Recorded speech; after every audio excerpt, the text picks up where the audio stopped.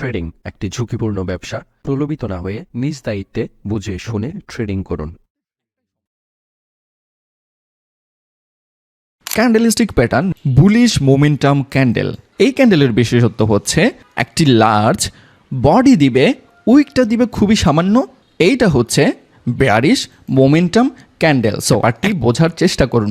Momentum candle তো বুঝে গেলেন, কিন্তু মার্কেটের সিচুয়েশন অনুযায়ী আপনাকে বুঝতে হবে কোন মোমেন্টাম ক্যান্ডেল আপনার জন্য ভ্যালিড আর কোনটি ইনভ্যালিড। প্রথমে দেখা যাক লো মোমেন্টাম।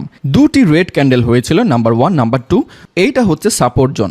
এই সাপোর্ট জোন থেকে একটি বাই ক্যান্ডেল ক্রিয়েট করলো, যেটির বডি ছিল ছোট, উইকটা ছিল অনেক বড়। যদি এটা মোমেন্টাম ক্যান্ডেল, বাট আগের যে দুটো সেলার ক্যান্ডেল ছিল সেই দুটোর সমপরিমাণ হয়নি, যার প্রেক্ষিতে এইটি হচ্ছে লো মোমেন্টাম।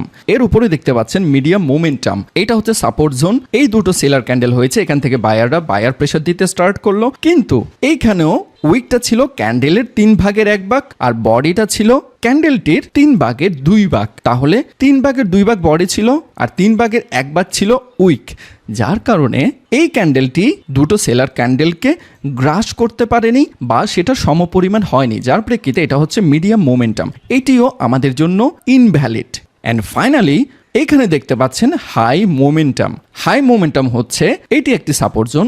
দুটো রেড ক্যান্ডেলকে যখন একটি বায়ার ক্যান্ডেল বা মোমেন্টাম ক্যান্ডেল ক্রাশ করে ফেলবে বা এনগালফ করে ফেলবে, অথবা সেই দুটো ক্যান্ডেলকে অতিক্রম করবে, অথবা আগের দুটো সেলার ক্যান্ডেলের সমপরিমাণ হবে, তখন আপনি বুঝে যাবেন এইটি হচ্ছে ভ্যালিড মোমেন্টাম ক্যান্ডেলিস্টিক প্যাটার্ন, যেটার উইক ছিল খুব ছোট, বডি ছিল অনেক বড়, এবং আগের দুটো সেলার ক্যান্ডেলকে একটি মোমেন্টাম ক্যান্ডেলের বডি গ্রাস করেছে বা সেই সমপরিমাণ হয়েছে, যার কারণে এইটা হচ্ছে আমাদের কাছে ভ্যালিড, যেটা হাই মোমেন্টাম ক্যান্ডেলিস্টিক প্যাটার্ন হিসেবে আমরা জানবো।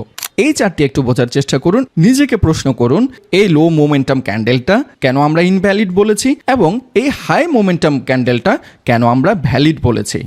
এখন আসা যাক এক্সাম্পলে।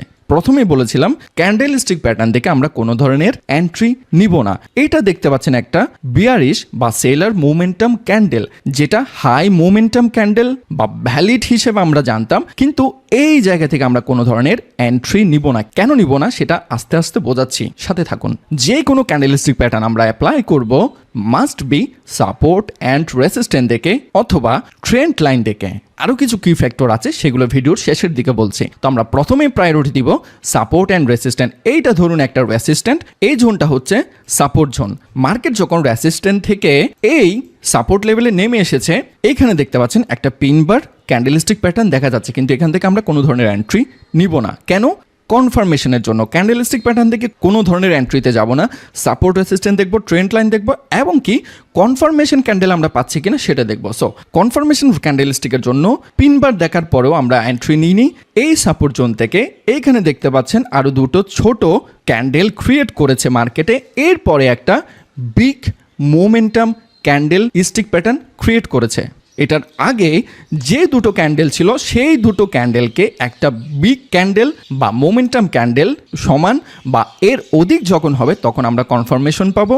এখান থেকে এখন বায়ারের প্রেশার স্টার্ট হয়েছে, এখন বাই এন্ট্রি আমরা নিতে পারি, কিন্তু কনফার্মেশন ক্যান্ডেল না পাওয়ার আগ পর্যন্ত আমরা কোনো ধরনের এন্ট্রিতে যাব না। আমি আবার বলছি, কনফার্মেশন কি ফ্যাক্টরগুলো যাচাই বাছাই না করে আমরা সেখান থেকে এন্ট্রি নিব না।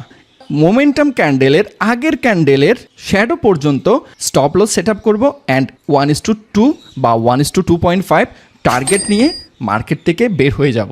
সো এইটা হচ্ছে এন্ট্রি পয়েন্ট, এইটা হচ্ছে এসএল, টার্গেট হচ্ছে 1:2 অথবা 1:2.5। তো আমরা একটা লাইভ চার্ট এক্সাম্পল দেখি আরও ক্লিয়ার করার জন্য। এখন আমরা ইউরো ইউএসডি 5 মিনিট টাইম ফ্রেমে আছি।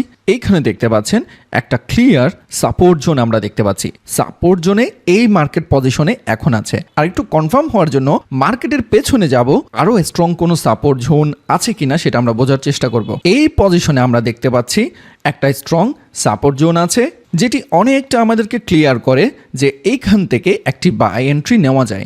ফার্স্ট অফ অল সাপোর্ট জোনটা আমরা দেখলাম, দেন এখানে একটা সেল ক্যান্ডেল হয়েছে। আমরা এর পরের ক্যান্ডেলটা দেখব, পরের ক্যান্ডেলে দেখতে পাচ্ছেন একটি হাই মোমেন্টাম ক্যান্ডেল ক্রিয়েট করেছে, মানে এমন একটি ক্যান্ডেল ক্রিয়েট হয়েছে যেখানে আগের দুটো ক্যান্ডেলকে এই ক্যান্ডেলটা টোটালি ব্রেক করেছে অথবা গ্রাস করেছে, যার কারণে এইটি একটি high impact momentum candlestick pattern আমাদের কাছে ক্লিয়ার হয়ে গেল। এই জায়গা থেকে আমরা এন্ট্রি নিব, অ্যাসেলটা রাখবো আগের ক্যান্ডেলের শ্যাডো অবধি। সো রিস্ক রিওয়ার্ড রেশিও রেখেছি 1:2।